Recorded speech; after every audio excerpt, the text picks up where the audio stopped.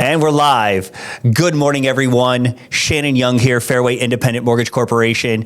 And we teased out the other day that we're going to be starting a podcast. Here we go. This is the start of our journey. This is the start of our wonderful podcast. And honestly, just wanted to really bring you into my world. There's a lot of stuff happening out there in the mortgage world, the real estate world. I've got our marketing director, Mike, here with me. He's here. He's going to be working all the cameras and saying hello and from time to time. And we're just so excited to share some content with you, share the what's happening, the why, the who. We're going to be doing interviews. We're going to be, having real estate agents, title partners, all sorts of people on. So just wanted to have you start the journey with us. Here we go. So what are we talking about today? So what we're going to be talking about is the National Association of Realtors Settlement, the NAR Settlement. Now, what is this? Why we're going to talk about what it is, why it's important, who it affects, and why should we bother or listen to it anyway? So let's talk about what it is, right? What is the NAR settlement? So back on March 15th, the National Association of Realtors reached a settlement to end litigations on claims brought on behalf of home sellers related to broker commissions. Now, why was this even a thing, right? So this happened because, unfortunately, there was a lot of, let's just call it, homes that were being bought where an agent would only show a home based on the top end level commission, that 3% commission. So what it was doing, it was leaving a lot of lower commission homes to take longer to sell. And not necessarily, and it was making buyers miss out on the potential home of their dreams because, the commissions weren't high enough. So the National Association, so there was a class action lawsuit. National Association of Realtors got sued, offered a settlement. So now the game is changing. Now, what is changing in the game? So what's coming? Like what is this? So here's what's coming. The big thing about the National Association of Realtors settlement is there's going to be buyer-broker agreements that are going to have to be signed. Now, what that means to you is in order for you to even see a home, right, you're going to have to sign a buyer agreement. The realtor is going to be disclosing their commission up front of what they're charging you. Now, in the past, sellers would always pay both sides of the real estate commissions. They'd pay the buyer's agent and they'd pay the seller's agent. That is changing. Now, starting August 17th, buyers could be responsible for paying their own realtor commissions. So, in order for your agent to show you a home, right, what this is going to mean to you is a buyer broker agreement is going to have to be signed, and the agent is going to have to disclose what they're charging you up front. So these are some big changes. Now, how this affects you as a buyer is when you get pre-approved, the most important relationship you're going to have throughout your home buying process is going to be the relationship between your real estate agent and your lender. This is key because as a lender, we're going to have to make sure that if you are paying that buyer's commission and it's not paid by the seller, we're going to need to make sure 150% that you have enough cash to close, have to verify your assets, definitely have to verify income and credit, all the same stuff that we had to do. But now we need to make sure that there's enough cash in the deal to make sure that you can adequately close on your home and purchase the home of your dreams. Now, so what does this really mean? What does this mean for agents? What does this mean across the board? So let me tell you the good, the bad, and the ugly about all of this. So let's talk about the bad and the ugly first. Agents, I hate to say it this way, but you're going to be shopped. Now, as a lender, we've known this happens every day in our world. Lenders are shopped. Buyer wants the best rates. We're shopped continuously. Agents, you're going to be shopped too. Now, with some states have already adopted the buyer-broker agreement, and they've been using this for years. For a lot of states, though, there's going to be an adjustment period. For a lot of agents, there's going to be an adjustment period.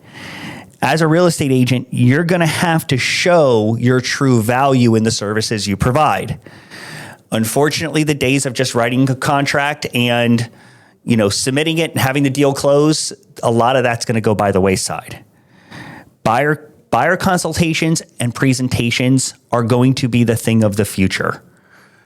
How are you going to deliver your value to your buyer, and what can we do as a lender to help you?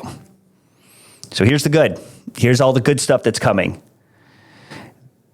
The new NAR settlement is and could scare a lot of agents out of the field. It's just, whenever you have big changes in a market, you're always going to see attrition. And to be honest with you, in the 22 years I've been in this industry, I've seen it. Saw the good times in 03, saw the really bad times in 08, saw the ramp up in 2013 through, let's call it 2021, saw the craziness of 2022, and we're seeing the changes now. I'll say this. The only thing that is ever a constant in this industry is that everything changes. Nothing ever stays the same. So adaptability is going to be key. Now, for the agents that stay in the market, there's going to be less competition. So that is going to be a huge thing to keep in mind going forward.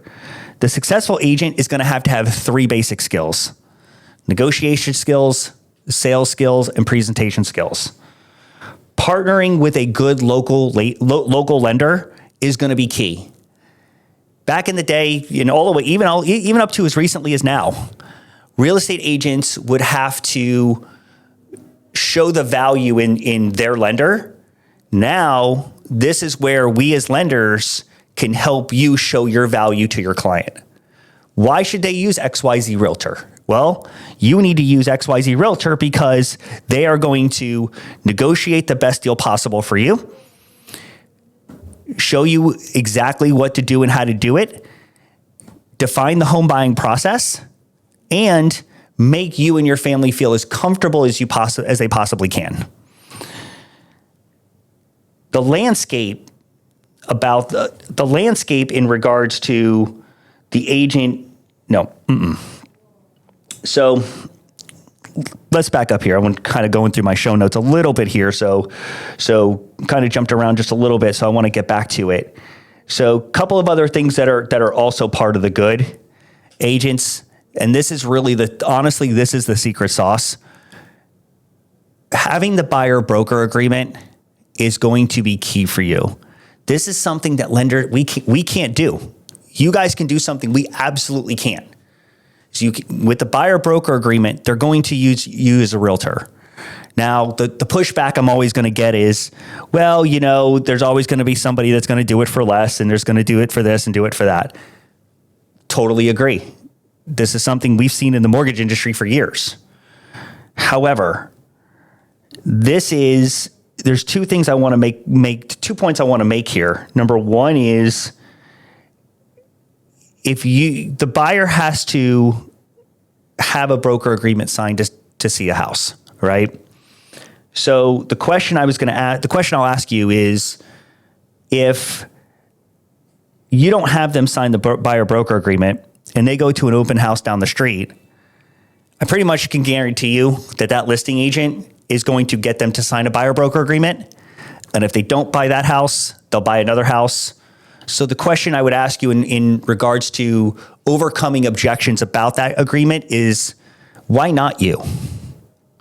What are we doing as an agent, as an individual agent, to position ourselves to say, hey, look, this is every reason why you should use me. Showing the value is going to be, and showing what you can do for them is going to be worth its weight in gold. And I can't stress that enough. That buyer agreement is absolutely key. So, don't be afraid to have the conversation. Don't be afraid. The biggest question I've actually gotten over the last month or so is, when do I introduce it? You introduce it up front. I'm seeing a lot of the message boards out there. I participate in a lot of real estate message boards on Facebook and on Twitter. I'm starting to see that all the time. And the big thing I get is, well, If I introduce the buyer broker agreement, my buyer is going to leave me, which that could be a possibility. However, the question I'll ask you to, the question I almost want to offer as a rebuttal is how many real estate agents out there have shown buyers 5, 10, 15, 20 properties, and then all of a sudden, they went with a different agent on a different property that they didn't show them. So there's always going to be the potential that you could lose a buyer. There's always that potential, but that potential doesn't get any more difficult with this NAR settlement that's coming out, because it's just as easy for a buyer to walk away now versus come August 17th. So there's a lot that can happen. And that's why I said earlier, negotiation skills and presentation skills are going to be key, because yes, you can always have a buyer that is going to want to do something for less. They're going to want value, and they're going to want, we call it in the industry, buyers want knowledge, and they also want the price. And that's going to be key. And finding that equilibrium balance is going to be important. And personally, I think, and I've always kind of come from a background of really sheer brutal honesty. And it may come down to asking what's most important to your client. What are they looking to get out of this? So definitely don't be afraid to have those conversations.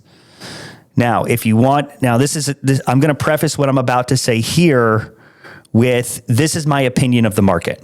Okay. This is what I think the market's going to do. Now, I'm not Dave Ramsey. I'm not, anybody else that you see on TV, but this is kind of where I see, especially in a South Florida market, but I see it in South Florida, North Florida.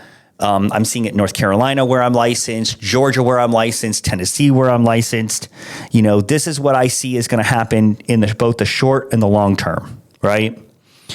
We're kind of in this pocket where the market is soft. And honestly, I can't stress this point enough.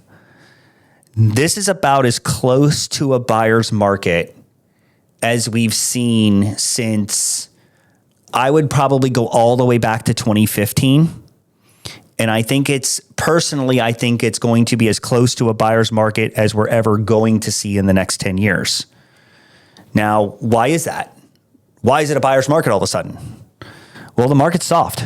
Homes have been sitting on the market longer than normal. You're seeing price drops. You're seeing incentives. Sellers are looking to get rid of their properties. Now, I've worked with a lot of my own real estate agents and worked through some ways to offer seller incentives, how to package those incentives, because ultimately we've gone through a period where, and I'm talking 24 months ago. So we're not going all the way back pre-COVID. We're not going back to 2008. I'm going back 2 years when I say this.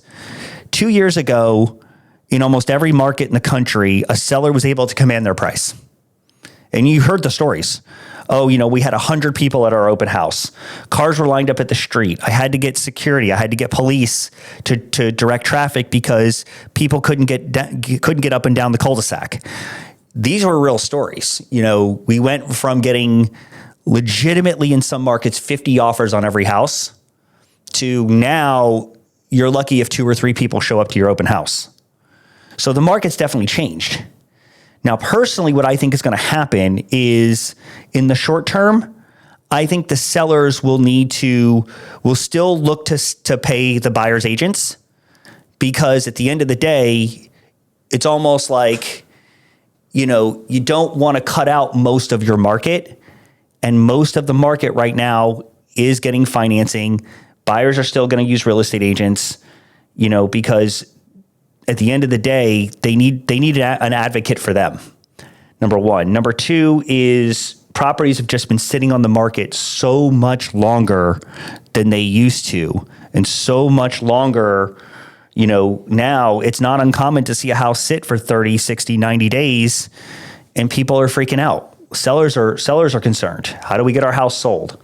So I don't think things are going to change in the short term. Now, long term, this is all going to come down to what I said earlier, in the pod is, as a buyer, and I can't stress this enough, the agent lender relationship is going to be so vitally important, and conversations are going to be had, or at least going to have to be had up front to discuss closing costs, to discuss, how we position your offer in a multiple offer situation. And I've said this for 2 years now, and I've said it to a lot of my own clients. A pre-approval is always a two-part process, always. The first part is, yes, we need to make sure your numbers work. We need to look at things from an affordability standpoint. We need to make sure that when you buy your home as a buyer, you don't come back to us in 6 months and say, Shannon, what the heck did I do? Like, I'm in over my head, and I got myself in over my head, and I don't want to do that. So the other piece of that pre-approval, which is just as important, is how we position and structure your offer so that not only will your offer get accepted in a multiple offer situation, but how do we help save you the most money possible and making it a fair deal for both sides? This is going to mean looking at the property, looking at the numbers of that property, pulling taxes, estimating insurance, looking at HOA dues, looking at flood zones, which a lot of the flood zones are changing in Florida. So that's something to keep in mind of. How we look at the totality of the deal is going to be just as important, not only from a communication level to make sure that you have enough money to close on the home, and we need to make sure that you're not going to spend every last penny, and we're not going to run into any issues down the road. So what is lending doing to help? What are we doing to help, right? There's some things that the agencies are doing, Fannie, Freddie, FHA, VA. One of the articles that just came out is VA recently changed their policy to allow veterans to pay realtor commissions. That was not a thing before. Now it is. That's a big deal when you're negotiating with sellers. You'll see, the seller doesn't want to take FHA or VA, which I'll go on a rant on that on a different pod. But that's a whole thing I've never agreed with in the first place. But that's not what we're talking about here. But Fannie and Freddie and FHA have also changed their seller contribution language to allow the seller to pay the buyer agent commissions, but not count it as part of the total seller contributions.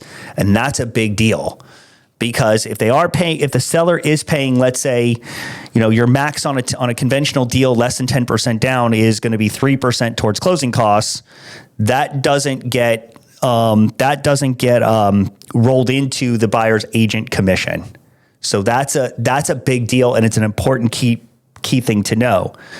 As far as what Fairway and what I'm doing personally to help my clients and help my referral partners is, we're going over, when a agent tells me a seller has property to go on the market, I'm working out seller contributions. I'm working out what their maxes are based on the offers they get. I'm working with buyers to go over how much cash they have, having those conversations up front to prepare them to say, okay, this is what's going to happen, because we're in that pocket where the buyers that are getting pre-approved now may have to deal with this in 3 weeks when they find their home. So it's an important conversation to have now, and it's a conversation that we should be having up front to prepare. Getting pre-approved is just about communication and preparation than it is just about the numbers. So this is pretty much everything I have on the whole NAR settlement. Let me know if you agree, if you're seeing this. I also want to know if you're a real estate agent, if you're a buyer. I want to know what's going, or even a seller. I want to know what it's like going on in your market. Want to know what your feelings are and how we can help? Drop me a comment, drop me a line, drop me a DM. Let me know what you're feeling. And honestly, I want to know your challenges. I want to know what your objections are. I want to know what you're running into, because the more objections we can overcome, the more successful we're all going to be. And ideally, selling a home and buying a home is about making the dream of home ownership come true.